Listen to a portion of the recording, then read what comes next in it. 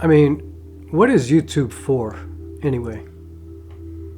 Like, obviously, if you're making a ton of money, I know what YouTube is for. You know, if you're just trying, like, if you're lucky enough to be somebody who has figured this out and you're making thousands and thousands of dollars, but that's not everybody. That's not even many people. Like, that's very few people. I mean, there's not a lot of, you know, like Marcus Brownlees and Mr. Big, apparently, who I've never seen, but people keep talking about him on my channel all the time. Like, what is YouTube for? Why are we doing this? Like, what's the point? You know? People always talking about how to grow your channel, how to get an audience, how to do the algorithm, how to figure out the algorithm. Like, what's it for? Why are you doing YouTube? What's your point? Like, what are you hoping for? Like, do you just want attention? Do you just want people to see you all the time and think about you? Is it just like an extension of Facebook and Instagram and all that kind of stuff? Like, you just want to be popular? You just want to be famous? Like, what's it for? What are you trying to do? I mean, I know, like, I can only speak for myself. And I know for myself, I've always looked at art. Well, maybe I should stop there for a second and talk about that, art. Is YouTube art to you? Because I'm not going to tell you whether or not you're an artist. Like, to me, the only person who could tell somebody whether or not they're an artist is that person. Because art is kind of a complicated word, you know what I mean? Like, art means different things to different people. You know, some people think art is Andy Warhol, and if you don't know who that is, just Google it. Some people think art is John Coltrane or Jimi Hendrix. You know, some people think art is you know, Bill Gates, the art of money, the art of giving, the art of charity, the art of being a rich white guy. I mean, art is a very layered subject.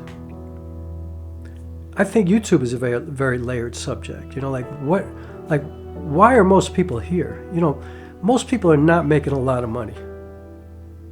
And even if you are making, let's say you're making $2,000 or $3,000 a month, or $5,000 a month. I mean, if you have a family, that's really not enough. Especially if you live in a big city. Like, if you live in a place like New York City, where I come from, like, that's not enough money. So, you know, you got to do other things too. So then it still begs the question, like, what are you trying to do? Because that means you still have to do other things. Like, I don't know, you know, maybe you live in Topeka, Kansas or something like that. And I've never been to Topeka, Kansas, so I don't even know what that means. But maybe you live somewhere where the cost of living is so low that $2,000, $3,000, even $5,000 a month, somewhere between $30,000, $40,000, $60,000 a year is enough money to live. But I'm assuming if you have kids and they have to eat, and you have a house or an apartment, you know, and a monthly bill of either mortgage or rent, if you have a car, if you have health insurance, if you have all these things, that's not going to cut it. So again, I ask, like, why are you doing it? And you can't just say just because it's fun, because I don't believe that.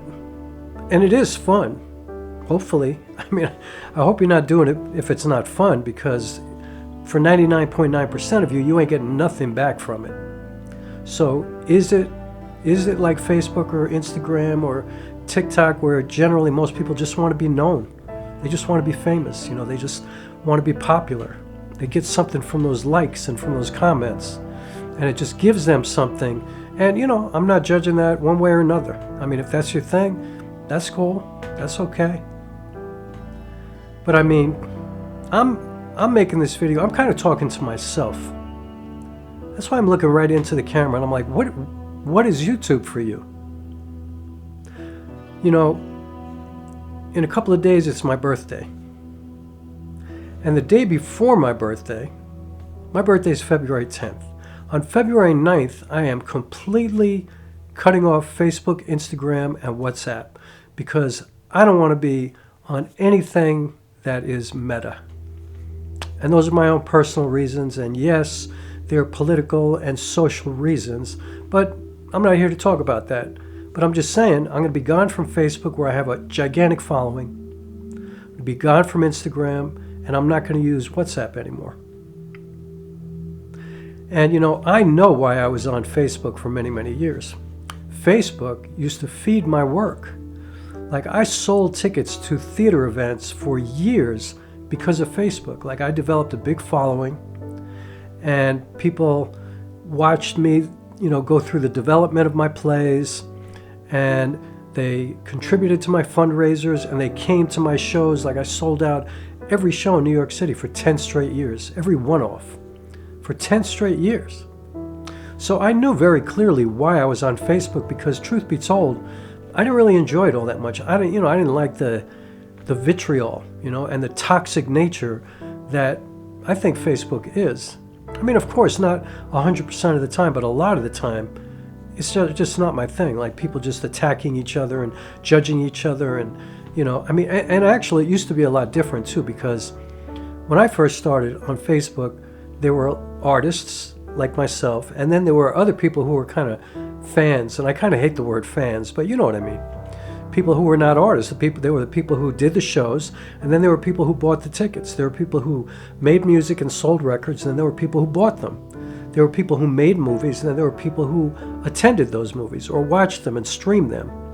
But now, it just seems like everybody became the artist. Everybody suddenly realized, like, I got a platform. I got a phone, which is kind of like a camera. I could talk too. I could make it look kind of cool. I got all these filters. I don't even have to do anything with AI to make it look like a movie. And so everybody suddenly had something to say, and suddenly everybody was an artist. And so that's kind of weird for somebody like me. And again, I'm not judging it anyway, but I'm just saying it's big change. You know what I'm saying?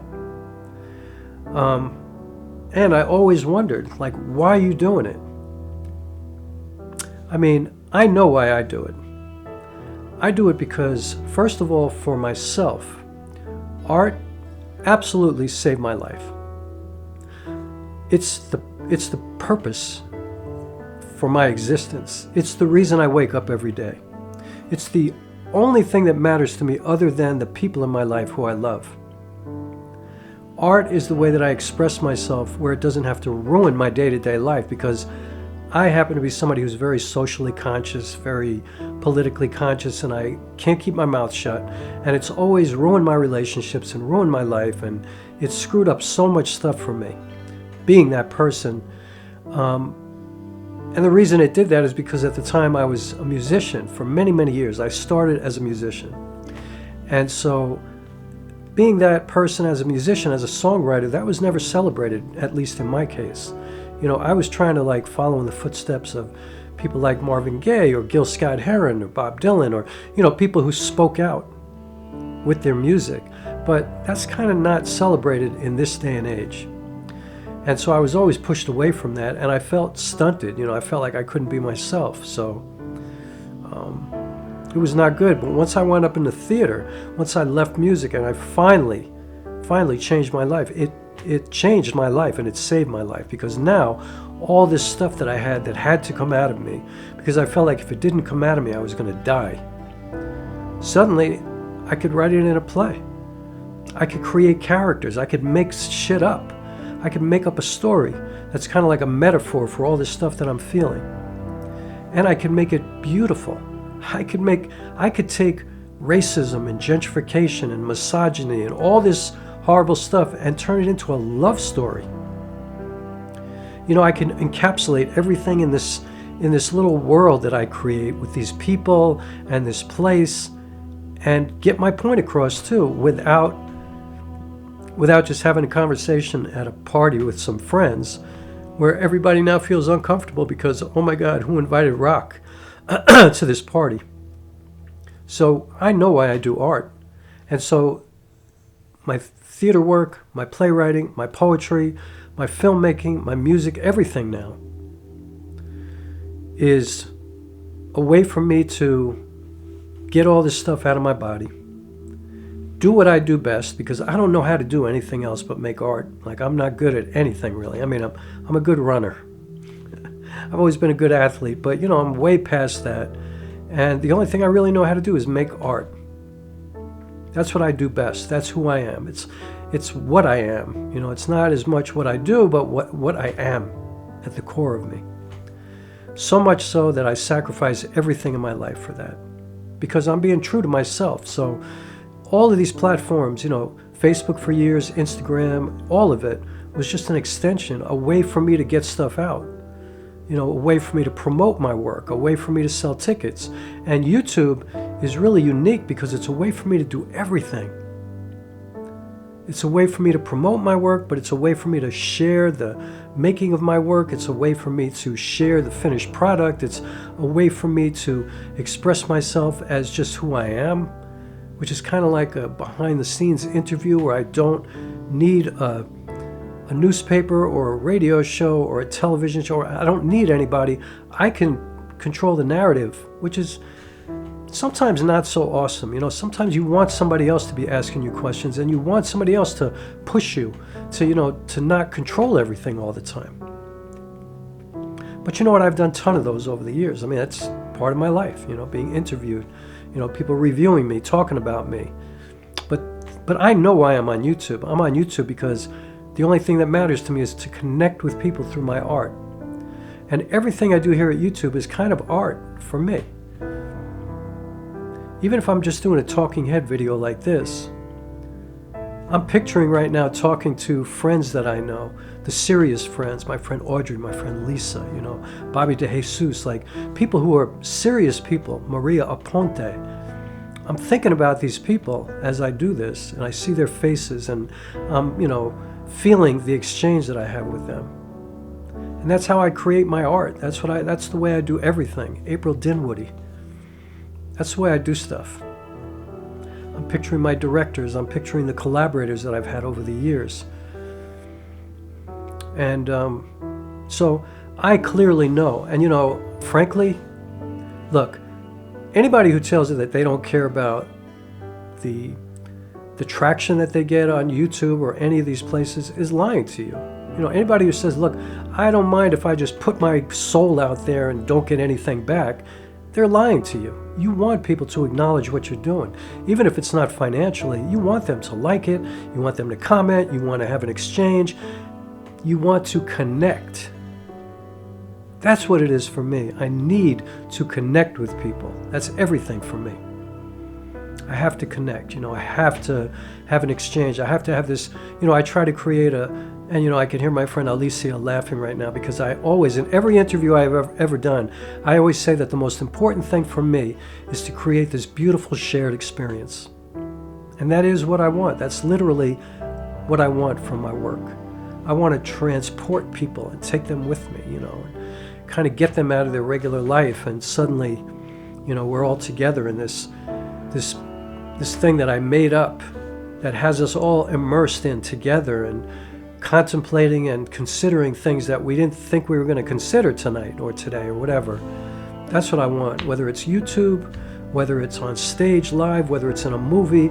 That's what I'm talking about. I'm trying to take us someplace else. And for me personally, and this is very personal just to me, I'm not saying anybody else has to do this, but for me, I'm also trying to comment on the state of the world all the time.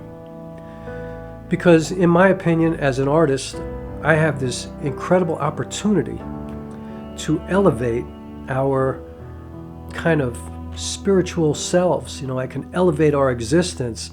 Now, not to say that I am more important than anybody else. I mean, trust me, I'm somebody who feels like I am a speck of sand in this ocean of humanity.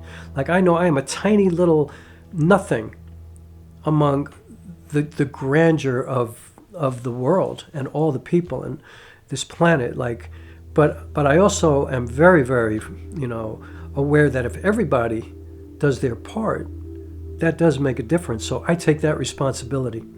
And like I was saying, I take the responsibility as an artist to take advantage of this opportunity where I do have somewhat of a platform. I have developed a following. I do get real, genuine engagement here at YouTube.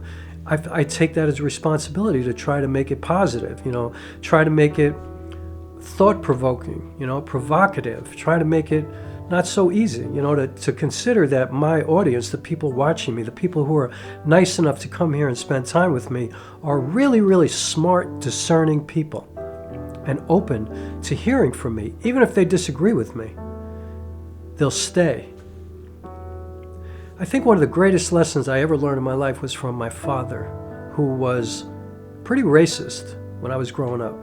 And I don't know why I was this way, but I started telling him he was a racist when I was like 5 years old. You know, the first conversation we ever had about it, which I will never forget, you know, I told him, I said, "You're a racist," and I was, a young kid, and he looks at me and he goes, "You're 5. What are you talking about? I'm a racist. You're 5. Like, he just couldn't believe it, and that went on forever, right? So think about it. This little kid who was adopted, like, this man saved my life. Like, I would have grown up in the system. I had been fostered already 3 times as a baby, as a cute little baby with tiny little nose and tiny little ears that I have, and nobody thought I was, I guess, cute enough or good enough to keep until my father and my mother came along and kept me. So I don't care what anybody from the adoption community says or whatever. My parents were not child traffickers or any of that kind of bullshit. They saved my life. They were good people. They were good people. And the greatest lesson that I ever learned, I think, was from my father, who I rode hard my whole life. Like, we did not have a good relationship until the very end of his life, when he got sick and I got to take care of him until he died. May he rest in peace. But my father never shut me down. He always let me talk. He never told me to shut up. He never walked away from me. He never just ended the conversation. He was never dismissive of me. None of that. He let me talk and he listened to me. And that was the first thing I learned, is that it's really important to listen. It's respectful. It's any other way of communicating is disrespectful. And the other thing I learned from him, which was probably the most important lesson that I've ever learned in my life, is that people can change. Because my father changed. Without question. It took a lifetime, but he changed. And it was genuine. And it was absolutely indisputable. Because I was there every day, and he changed. And it took, to the last part of his life, but he got there. And he even told me, he goes, "Man, don't ever shut up. It works." I had a first grade teacher who told me that, actually. So I was very fortunate because I did have that kind of support, and I had that kind of, situation where I felt comfortable. Nobody was shutting me down, so I felt comfortable enough to speak, and I haven't shut up since, And, there's a lot of people who feel uncomfortable around me because of that, but I don't care. Because I'm always going to speak like I'm the kind of person that if I see something that's wrong, or I feel that there's some kind of injustice, or somebody's being, experiencing any kind of prejudice or oppression or whatever, I'm going to speak about it every single time. And so art allowed me to do that in a way that kind of allows me to live my life, and I don't have to put that in my life all the time. I can keep it in my art. Not that I'm going to shut up around any kind of circumstance like that in my life, but it's different now because I have an outlet. Like, I always had this angst, like I needed to say it every single time, all the time, and it had to be the same intensity all the time. And art just made me a nicer person, a better person. Being an artist, being a playwright, being a filmmaker made me a better person. It grew my empathy. And that's my opportunity with people, is to create something where all of our empathy just explodes. All of our goodness, all of our humanity just gets better, gets more. We become more human. We become less narcissistic. It ain't like, we learn it ain't all about you. It ain't all about me. It's about all of us. It's about community. And I know that sounds weird to a lot of people who know me because I am such a loner. I spend so much time by myself, but I believe so much in community. That's what life is. I mean, we can't exist without a community, and I believe that's why this country is so fucked up right now, because we're so divided that it's like a broken community. And that just causes that's like a bad virus that just gets worse and worse until it's sepsis and you just die. We have to fix that. So maybe that's what YouTube is for me. trying to fix that. You know, I'm here, I'm an artist, everything that I do is coming from that kind of place. But at the end of the day, what I'm really always trying to do is connect with people and make us all better. That's my intention. I might fail every single time. I don't know. I said recently in a comment to somebody that the greatest honor is when somebody tells me that I inspired them to do work, to do stuff, you know, I've had so many people, it's like a great gift to me. I've had so many people come to my channel and say, you know what, I kind of gave up this for years and years, but watching your videos, I decided to start again. Like, you really inspired me. And man, you could not say anything nicer to me or better, or you couldn't say anything that would make me feel better. You know, you could tell me that was the greatest play ever written. August Wilson ain't got nothing on you. That is the greatest movie ever. Ever. It wouldn't mean the same thing to me as when somebody says, you inspired me to be my best self. That's what it's all about. So, you know, we all want likes, we all want comments, we all want money, we all want success, we all want to be successful. Everybody. But do you want to connect? Are you really thinking about that? Because it might make you look at your channel differently. It might make you look at social media differently. Now, February 9th, the day before my birthday, I'm cutting off Facebook, Instagram, and WhatsApp, not because I'm trying to like get away from the likes and the disease of social media. It's a kind of a integrity statement. Like, I don't like what Mark Zuckerberg is involved with right now. I feel like he's kind of just given in to the billionaires and he's not thinking about the rest of the people in our population.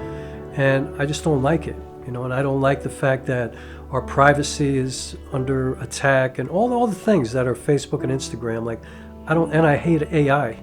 And there's plenty of AI right here too at YouTube, but you know, it's just my personal thing. And I'm doing it the day before my birthday because I don't want to have all that love on my birthday at Facebook, because I'm like, why do that and then cut it off? You know what I mean? I don't want to see all that. I want to just February. And the reason I've waited, the reason I didn't do it right away, because I've been trying to figure out how to download all my information, because I want to keep the stuff, all the notes. Like, I've done so much writing on Facebook over the years, because when I first got there, it was a cool thing. I've been on Facebook for 20 years. I think I got there in 2005. So I recently figured out how to download all my information. So I already made an announcement that I'm getting off, but I'm staying here because I love YouTube and I see amazing possibilities of YouTube. Even with the highest level of my work, I'm like, you know what? Why can't YouTube be like Netflix or HBO? Why is it all that different? I'm trying to figure out ways to earn a living here too, and contribute all of my art, you know, the best of me here, without sacrificing my life. You know, I want money too. I want to be able to live however I want to live.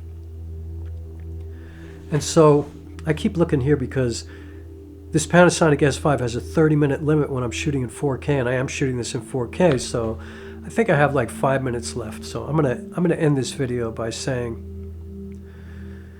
you know, what's your point? You know, what are you doing here? You should know, like, whether you're an artist or whether you're just somebody who is telling people how to build cabinets or whatever, and whether or not you consider yourself an artist, I think you should know, what do you want out of this? You know, what is your intention? What is the point? What do you hope to get out of it? Because almost every single one of you is not going to make enough money to make this worth it. And if you're spending a lot of time here, you should know why you're doing it. And it's not enough to just say, oh, I'm trying to give to people, or like, know what it is. I know what it is because it's coming from why I'm an artist. And like I said, my intention is to make us consider things that are not generally easy for us to consider, and hopefully that makes us a better society together. It brings us all together. That's what I want, for real. course, I have to make money, and I'm always trying to make money, but I want to I want to bring us together. Excuse me. And so I'm going to end this by saying what I often say. And here's to a better world for all of us.